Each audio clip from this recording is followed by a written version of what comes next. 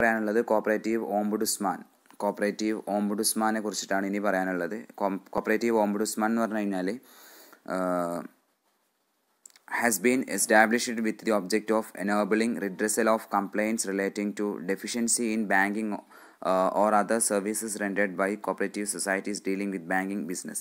Cooperative banking ബിസിനസ്സുമായി ബന്ധപ്പെട്ടിട്ട് എന്തെങ്കിലും പരാതികൾ ഉണ്ടെങ്കിൽ അത് തീർക്കുന്ന അതോറിറ്റിയാണ് കോപ്പറേറ്റീവ് ഓംബുഡ്സ്മാൻ. ഓക്കെ, നമുക്ക് ബാങ്കിങ് മേഖലയുമായി ബന്ധപ്പെട്ടിട്ട് എന്തെങ്കിലും ഡെഫിഷ്യൻസീസോ അല്ലെങ്കിൽ എന്തെങ്കിലും പരാതികളോ ഉണ്ടെങ്കിൽ അത് പരാതികൾ കൊടുക്കാനും അതുമായി ബന്ധപ്പെട്ടുള്ള തീർപ്പ് കൽപ്പിക്കുന്ന ഒരു അതോറിറ്റിയാണ് cooperative ombudsman. Okay, next state cooperative union എന്ന് പറഞ്ഞു കഴിഞ്ഞാൽ imparts cooperative propaganda education and training to the cooperative personnel and public.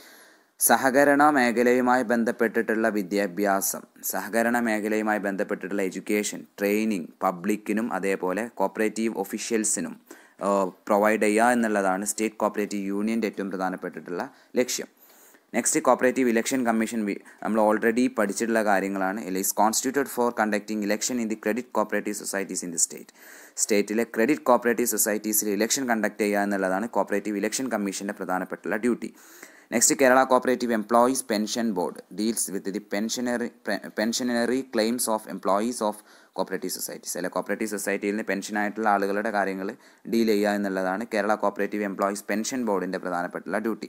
Next Kerala cooperative employees welfare fund board maintains the welfare fund contribution of employees of cooperative societies and provides financial assistance for the treatment of notified illness for the employees and family. അതായത് Kerala cooperative employees welfare fund board എന്ന് പറഞ്ഞാൽ maintains the welfare fund എന്ത് ചെയ്യുക, maintain ചെയ്യുക. Fund contributions of employees of cooperative societies and provides, അവർക്ക് എന്ത് ചെയ്യുക, cooperative സൊസൈറ്റീസിലെ എംപ്ലോയീസിൻ്റെ welfare fund എന്ത് ചെയ്യുക, മെയിൻറ്റെയിൻ ചെയ്യുക. എന്നിട്ട് അവർക്ക് എന്ത് ഫിനാൻഷ്യൽ അസിസ്റ്റൻസ് എന്ത് ചെയ്യുന്നുണ്ട്, പ്രൊവൈഡ് ചെയ്യുന്നുണ്ട്. നോട്ടിഫൈഡ് ഇൽനെസ് അല്ലേ, അപ്പോൾ നമുക്ക് ഇപ്പോൾ ഇൻകം ടാക്സിലൊക്കെ നമുക്ക് മെഡിക്കൽ അലവൻസ് അതുപോലെ മെഡിക്കൽ ട്രീറ്റ്മെൻറ്റിനൊക്കെ ഒരുപാട് എക്സംഷൻസും കാര്യങ്ങളൊക്കെ കിട്ടുന്നുണ്ട്. അപ്പോൾ അതിൽ നോട്ടിഫൈഡ് ഇൽനെസ് എന്ന് പറഞ്ഞിട്ട് കുറച്ച് കാര്യങ്ങളൊക്കെ ഉണ്ട്. ഓക്കെ, അപ്പം ആ നോട്ടിഫൈഡ് ഇൽനെസ്സിന് ഉള്ള ട്രീറ്റ്മെൻറ്റിന് വേണ്ടിയിട്ടുള്ള ഫിനാൻഷ്യൽ അസിസ്റ്റൻസ് നമ്മുടെ എംപ്ലോയീസിനും അവരുടെ ഫാമിലിക്കും എന്ത് ചെയ്യുക, കൊടുക്കുക, പ്രൊവൈഡ് ചെയ്യുക. അതാണ് Kerala cooperative employees welfare fund ബോർഡിൻ്റെ പ്രധാനപ്പെട്ട ഡ്യൂട്ടി.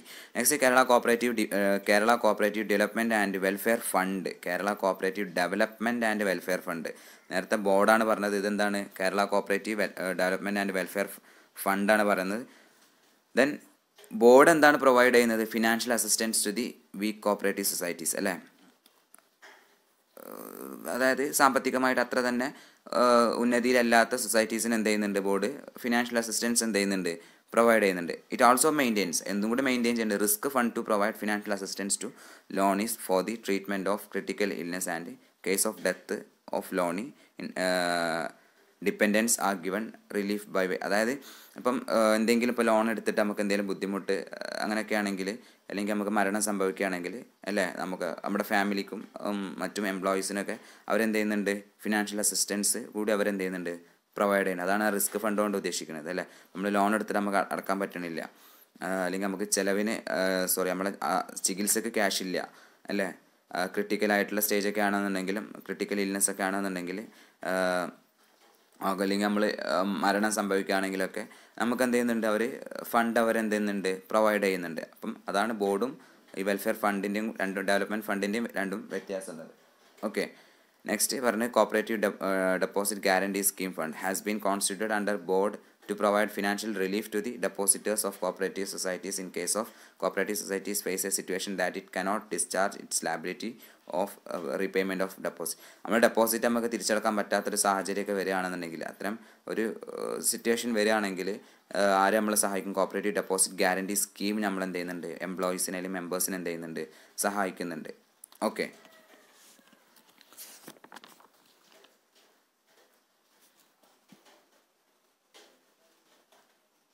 ഇനി ഡെലിഗേഷൻ ഓഫ് പവർ എന്നുള്ളത് നമ്മൾ ഓൾറെഡി കഴിഞ്ഞ ലാസ്റ്റ് ചാപ്റ്ററിൽ നമ്മൾ എന്ത് ചെയ്താണ് ഡിസ്കസ് ചെയ്തിട്ടുള്ള കാര്യമാണ്, അതുകൊണ്ട് ഇവിടെ പറയുന്നില്ല. ഡെലിഗേഷൻ ഓഫ് പവേഴ്സ്, അതിൽ additional registrar, joint registrar, deputy registrar, assistant registrar, ഇന്ന സെക്ഷനുകൾ ഒഴികെ ബാക്കിയുള്ള രജിസ്ട്രാറിൻ്റെ അധികാരങ്ങൾ ഉണ്ട് എന്നുള്ളത് കഴിഞ്ഞ ക്ലാസ്സിൽ ഡിസ്കസ് ചെയ്തിട്ടുള്ളതാണ്. അപ്പം അതിവിടെ ഇനി പറയണില്ല. Okay,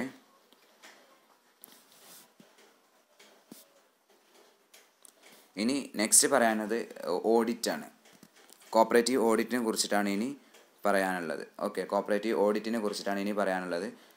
chapter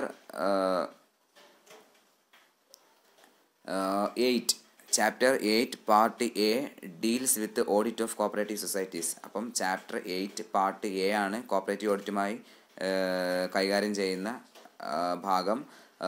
appointment of auditor, procedure of audit, audit fees, powers of auditor, powers of director of cooperative audit. അല്ല, ഒരു ഓഡിറ്റർ അപ്പോയിൻറ്റ് ചെയ്യുന്നത്, അല്ലെങ്കിൽ procedure of audit, audit fees, powers of director of cooperative audit, ഇത്രയും കാര്യങ്ങളാണ് chapter 8 part എയിൽ എന്ത് ചെയ്യുന്നത്, discuss ചെയ്യുന്നത്. നമ്മൾ ഈ ഓഡിറ്റ് ഫീസൊക്കെ നമ്മൾ ഓൾറെഡി കഴിഞ്ഞ ക്ലാസ്സിൽ ലാസ്റ്റ് ചാപ്റ്ററിൽ നമ്മൾ പറഞ്ഞിട്ടുണ്ടായിരുന്നു ഓഡിറ്റ് ഫീസിനെ പറ്റിയിട്ടൊക്കെ. ഓക്കെ, ഇനി ഓഡിറ്റ് എല്ലാവർക്കും അറിയാം. ഓഡിറ്റിംഗ് എന്ന് പറഞ്ഞു കഴിഞ്ഞാൽ എന്താണ് അറിയാം അല്ലേ? നമ്മളൊരു ഒരു കമ്പനിയിൽ, ഒരു സ്ഥാപനത്തിൻ്റെ ബുക്സ് ഓഫ് അക്കൗണ്ട്സ്, അവിടുത്തെ ബില്ലുകൾ, വൗച്ചേഴ്സ്, റെസിപ്റ്റ് ഒക്കെ നമ്മൾ എക്സാമിൻ ചെയ്യുന്നതിനെ പറഞ്ഞ പേരാണ് എന്ത്, ഓഡിറ്റ് അല്ലേ? നമ്മൾ വിശദമായിട്ട് എന്ത് ചെയ്യാണ്, പരിശോധിക്കുകയാണ് അല്ലേ? ഓഡിറ്റ് എന്ന് പറഞ്ഞാൽ നമുക്ക് അറിയാൻ പറ്റും, ഓഡിറ്റ് ചെയ്യുന്ന വ്യക്തിനെ പറഞ്ഞ പേരാണ് ചാർട്ടേഡ് അക്കൗണ്ടൻറ്റ് അല്ലെ? CA ക്വാളിഫൈഡ് ആയിട്ടുള്ള ഒരു വ്യക്തിക്ക് നമുക്ക് എന്ത് ചെയ്യാൻ പറ്റുള്ളൂ, ഓഡിറ്റർ എന്ന് നമുക്ക് വിളിക്കാൻ പറ്റുള്ളൂ.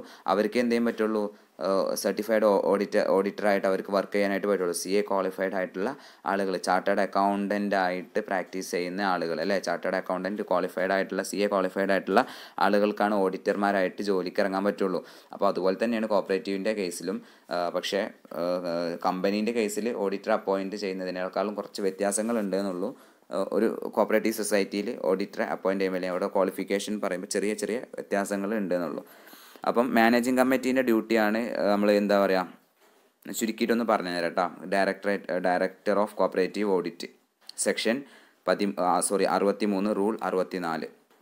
അപ്പോൾ മാനേജിങ് കമ്മിറ്റീൻ്റെ ഉത്തരവാദിത്തമാണ് ഓഡിറ്റ് നടത്തുക. അത് നമ്മൾ ഫിനാൻഷ്യൽ ഇയറിൻ്റെ ഉള്ളിൽ അല്ലേ, അവസാനിക്കുന്നതിന് ഉള്ളിൽ എന്ത് ചെയ്യുക, അത് സബ്മിറ്റ് ചെയ്യുക, ഓഡിറ്റ് കണ്ടക്ട് ചെയ്യുക, ഓഡിറ്റ് റിപ്പോർട്ട് തയ്യാറാക്കുക. അതൊക്കെ മാനേജിങ് കമ്മിറ്റിയാണ് അതിന് മുൻകൈ എടുക്കേണ്ടത് അല്ലേ? അപ്പോൾ നമ്മൾ അറ്റ്ലീസ്റ്റ് വർഷത്തിൽ ഒരു തവണയെങ്കിലും നമ്മൾ എന്ത് ചെയ്യണം, എല്ലാ സൊസൈറ്റി നിർബന്ധമായിട്ട് ഓഡിറ്റ് നടത്തണം. അപ്പോൾ അതിനൊക്കെ മുൻകൈ എടുക്കേണ്ടത് ആരാണ്, മാനേജിങ് കമ്മിറ്റിയാണ് അല്ലേ? അപ്പം അത് നമ്മളെ ഫിനാൻഷ്യൽ ഇയറിൻ്റെ അവസാനത്തിൽ അല്ലേ, ഫിനാൻഷ്യൽ ഇയറിൻ്റെ അവസാനിക്കുന്നതിൻ്റെ 6 മാസം അല്ലേ, 6 മാസത്തിലൊക്കെ ഉള്ളിൽ നമ്മൾ എന്ത് ചെയ്യണം, ക്ലോസ് ചെയ്യുന്നതിൻ്റെ 6 മാസത്തിനുള്ളിലെങ്കിൽ നമ്മൾ ഓഡിറ്റ് എന്ത് ചെയ്യണം, കംപ്ലീറ്റ് ആക്കിയിരിക്കണം. ഓക്കെ, പിന്നെ എന്ന് വെച്ച് കഴിഞ്ഞാൽ ഓഡിറ്റ് മാനുവൽ ഉണ്ട്. ഓഡിറ്റ് മാനുവൽ ചിലപ്പം നമുക്കിപ്പോൾ കോപ്പറേറ്റീവ് ഡിപ്പാർട്ട്മെൻറ്റിൽ നമുക്ക് തോന്നിയ പോലെ ഓഡിറ്റ് ചെയ്യാൻ പറ്റില്ല. ഓഡിറ്റ് മാനുവൽ നമ്മൾ കീപ്പ് ചെയ്തിരിക്കണം. ഓക്കെ, അപ്പം ആ ഓഡിറ്റ് മാനുവൽ അപ്രൂവ് ചെയ്യുന്നത് ഡയറക്ടറേറ്റ് ഓഫ് കോപ്പറേറ്റീവ് ഓഡിറ്റ് ആയിരിക്കാം, അല്ലെങ്കിൽ director as may be issued by the registrar ആയിരിക്കാം, national bank for agriculture and rural, NABARD അല്ലേ, പിന്നെ റിസർവ് ബാങ്ക് ഓഫ് ഇന്ത്യ അല്ലേ. അപ്പം ഇവരൊക്കെ ആരും ആകാം. അപ്പം കുറച്ച് ഗൈഡ് ലൈൻസ് കാര്യങ്ങൾ ഫോളോ ചെയ്തിട്ടായിരിക്കണം നമ്മൾ കോപ്പറേറ്റീവ് ഓഡിറ്റ് നമ്മൾ നടത്തേണ്ടത്. ഓക്കെ, പിന്നെ എന്താ പറയുക, നമ്മളിപ്പോൾ ഓഡിറ്റർ അപ്പോയിൻറ്റ് ചെയ്യുമ്പോൾ അത് ജനറൽ ബോഡി വിളിക്കും അല്ലേ? ജനറൽ ബോഡി വിളിച്ചിട്ട് സ്പെഷ്യൽ ജനറൽ ബോഡി വിളിക്കും. എന്നിട്ട് അതിലൊരു പാനൽ ഉണ്ടാക്കും. ആ പാനലിൽ നിന്നൊക്കെ നമ്മൾ എന്ത് ചെയ്യും, ഓഡിറ്റേഴ്സിനെ അപ്പോയിൻറ്റ് ചെയ്യും. അല്ലെങ്കിൽ ഒരു ഗ്രൂപ്പോ, ചിലപ്പം ഒരു ഓഡിറ്ററെ കൊണ്ട് ഒറ്റയ്ക്ക് പറ്റിക്കൊള്ളണമെന്നില്ല. അതൊക്കെ ഓഡിറ്റിംഗ് ഒക്കെ മുന്നേ നമ്മൾ ചാപ്റ്ററിൽ പറഞ്ഞിട്ടുള്ള കാര്യങ്ങളാണ്. അപ്പോൾ ഒരാളെ കൊണ്ട് ഒറ്റയ്ക്ക് പറ്റണമെന്നില്ല ഓഡിറ്റ്. അപ്പം അദ്ദേഹത്തിന് അസിസ്റ്റ് ചെയ്യാനുള്ള ചിലപ്പോൾ ഒരു ഗ്രൂപ്പ് ഓഫ് ഓഡിറ്റേഴ്സ് ഉണ്ടാവും അല്ലേ? ചിലപ്പോൾ ഒരുപാടുണ്ടെന്നുണ്ടെങ്കിൽ ചിലപ്പം ഗ്രൂപ്പ് ഓഫ് ഓഡിറ്റേഴ്സ് ഉണ്ടാവും അല്ലേ? അപ്പം ഇതൊക്കെ ആരുടെ കൺട്രോളിലായിരിക്കും?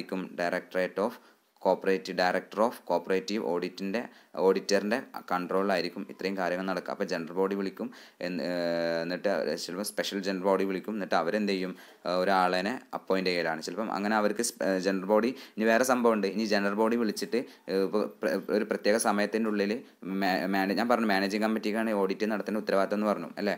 അപ്പോൾ ഇനി മാനേജിങ് കമ്മിറ്റി ഇനിയിപ്പോൾ ഒരു പ്രത്യേക സ്റ്റിപ്പുലേറ്റഡ് ഡേറ്റിനുള്ളിൽ അവർക്ക് എന്താ പറയുക, ജനറൽ ബോഡി വിളിക്കാൻ പറ്റിയില്ല, ഒരു പാനൽ അപ്പോയിൻറ്റ് ചെയ്യാൻ പറ്റിയില്ല, ഒരു ഓഡിറ്റർ അപ്പോയിൻറ്റ് ചെയ്യാൻ പറ്റിയില്ല എങ്കിൽ അവരെന്ത് ചെയ്യും, ഡിസ്ക്വാളിഫൈഡ് ആവും. കോപ്പറേറ്റീവ് ഓഡിറ്റർക്ക്, രജിസ്ട്രാർക്ക് ആ മാനേജിങ് കമ്മിറ്റീനെ അവിടെ ഡിസ്ക്വാളിഫൈ ചെയ്യാനുള്ള അധികാരമുണ്ട്. കാരണം മാനേജിങ് കമ്മിറ്റീൻ്റെ ഉത്തരവാദിത്തമാണ് ഓഡിറ്റിംഗ് അല്ലേ? ഓഡിറ്റിംഗ് എന്ന് പറഞ്ഞു കഴിഞ്ഞാൽ അവർ ഓഡിറ്റ് ചെയ്യണമെന്നല്ല, അതുമായി ബന്ധപ്പെട്ടുള്ള കാര്യങ്ങൾക്ക് ഇനീഷ്യേറ്റ് ചെയ്യുക എന്നുള്ളത് മാനേജിങ് കമ്മിറ്റീൻ്റെ ഉത്തരവാദിത്തമാണ്. അപ്പോൾ അവരത് വീഴ്ച വരുത്തി കഴിഞ്ഞാൽ അവരെന്ത് ചെയ്യും, ഡിസ്ക്വാളിഫൈ ചെയ്യുന്നുണ്ട്. ഓക്കെ, പിന്നെ ഇനി ഈ ഡയറക്ടർ ഓഫ് കോപ്പറേറ്റീവ് ഓഡിറ്റ് എന്ന് പറഞ്ഞു കഴിഞ്ഞാൽ ഒരു IAS ഓഫീസർ ആവാം, അല്ലെങ്കിൽ not below the rank of deputy accountant general or or an officer from Indian administrative services അല്ല ഇന്ത്യൻ അഡ്മിനിസ്ട്രേറ്റീവ് സർവീസസ് എന്നുള്ളൊരു ഓഫീസറാവും, അല്ലെങ്കിൽ general accountant general A G എന്ന് കേട്ടിട്ടുണ്ടാവും, അക്കൗണ്ടൻറ്റ് ജനറൽ ആ റാങ്കിൽ കുറയാത്തൊരു ഉദ്യോഗസ്ഥനായിരിക്കും ഡയറക്ടർ ഓഫ് കോപ്പറേറ്റീവ് ഓഡിറ്റ്. അപ്പം അദ്ദേഹത്തിൻ്റെ മേൽനോട്ടത്തിലായിരിക്കും കാര്യങ്ങളെല്ലാം എന്ത് ചെയ്യുക, അദ്ദേഹത്തിൻ്റെ മേൽനോട്ടത്തിലാവും കാര്യങ്ങളെല്ലാം നടന്നുകൊണ്ട് പോവുക. മാനേജിങ് കമ്മിറ്റി ഓഡിറ്ററെ അല്ലെങ്കിൽ ഓഡിറ്റിംഗ് പേഴ്സൺസിനെ അപ്പോയിൻറ്റ് ചെയ്യാൻ വീഴ്ച വരുത്തി കഴിഞ്ഞാൽ അവർക്കെതിരെ നടപടി ഉണ്ടാവും, ഡിസ്ക്വാളിഫിക്കേഷൻസ് വരെ ഉണ്ടാവും. ഇനിയിപ്പോൾ അവർ വീഴ്ച വരുത്തുകയാണെന്നുണ്ടെങ്കിൽ ഡയറക്ടർ ഓഫ് കോപ്പറേറ്റീവ് ഓഡിറ്റിന് എന്ത് ചെയ്യാൻ പറ്റും, ഒരു പാനൽ സെലക്ട് ചെയ്യാനായിട്ട് പറ്റും. അപ്പം ഓഡിറ്റ് എന്ന് പറഞ്ഞു കഴിഞ്ഞാൽ നമ്മളറിയാം പ്രധാനമായിട്ട് നമ്മുടെ സ്ഥാപനത്തിൻ്റെ എല്ലാ ബുക്സ് ഓഫ് അക്കൗണ്ട്സും വൗച്ചേഴ്സും റെസിപ്റ്റും എല്ലാതും എന്ത് ചെയ്യും അവിടെ വെരിഫൈ ചെയ്യും, എല്ലാതും എക്സാമിൻ ചെയ്യും, ഒക്കെ മുഴുവനായിട്ട് എല്ലാ കാര്യങ്ങളും വളരെ ഡീറ്റെയിൽ ആയിട്ട് നോക്കുന്ന ഒരു ഡീറ്റെയിൽ ഇൻഡെപ്ത് സ്റ്റഡി, ഒരു എക്സാമിനേഷനാണ് ഓഡിറ്റിംഗ് എന്ന് പറഞ്ഞു കഴിഞ്ഞാൽ. അപ്പോൾ നമുക്കറിയാം പല സ്ഥാപനങ്ങളും ഓഡിറ്റിങ്ങിലാണ് എന്ത് ചെയ്യുക പിടിക്കപ്പെടൽ, അല്ലെ അവിടെ കള്ളത്തരം അക്കൗണ്ട്സിലും കാര്യങ്ങളൊക്കെ തിരിമറി നടത്തിയതും, അല്ലെങ്കിൽ അവിടെ എന്തെങ്കിലും മാൽ പ്രാക്ടീസോ അല്ലെങ്കിൽ എന്തെങ്കിലും പൂഴ്ത്തിവെപ്പോ അല്ലെങ്കിൽ എന്തെങ്കിലും സംഭവങ്ങൾ അവിടെ നടന്നിട്ടുണ്ടെങ്കിൽ ഒമിഷൻസോ ഒക്കെ ഒരുപാടുണ്ട്. ഓഡിറ്റിങ്ങിൽ ഡീറ്റെയിൽ ആയിട്ട് പഠിക്കണോ, errors of omission, errors of commission, errors of duplication കുറേ ഉണ്ട്. അപ്പം ഇതൊക്കെ നമുക്ക് എന്ത് ചെയ്യാൻ പറ്റും, കാര്യങ്ങൾ ഒമിഷനൊക്കെ ഉണ്ടെങ്കിലൊക്കെ നമുക്ക് ഓഡിറ്റിങ്ങിലാണ് നമുക്ക് കണ്ടെത്താൻ കഴിയുക. അപ്പം ഓഡിറ്റിംഗ് എന്ന് പറഞ്ഞു കഴിഞ്ഞാൽ നിർബന്ധമാണ്. അപ്പോൾ ഒരു വർഷത്തിൽ ഒരു തവണയെങ്കിലും നിർബന്ധമായിട്ട് ഓഡിറ്റിംഗ് നടത്തണം. അത് ഫിനാൻഷ്യൽ ഇയറിൻ്റെ 6 മാസം മുമ്പെങ്കിലും കംപ്ലീറ്റ് ആക്കിയ റിപ്പോർട്ട് നമ്മൾ എന്ത് ചെയ്യണം, ഓഡിറ്റ് റിപ്പോർട്ട് നമ്മൾ രജിസ്ട്രാർക്കും ഡയറക്ടർ ഓഫ് കോപ്പറേറ്റീവ് ഓഡിറ്റ് നമ്മൾ എന്ത് ചെയ്യണം, സമർപ്പിക്കുകയും വേണം. ഞാൻ ലെവി ഓഫ് ഓഡിറ്റ് എന്നുള്ളത് നമ്മൾ ഓൾറെഡി മുൻപത്തെ ക്ലാസ്സിൽ എന്ത് ചെയ്താണ് ഡിസ്കസ് ചെയ്തിട്ടുള്ളതാണ്. ഓക്കെ.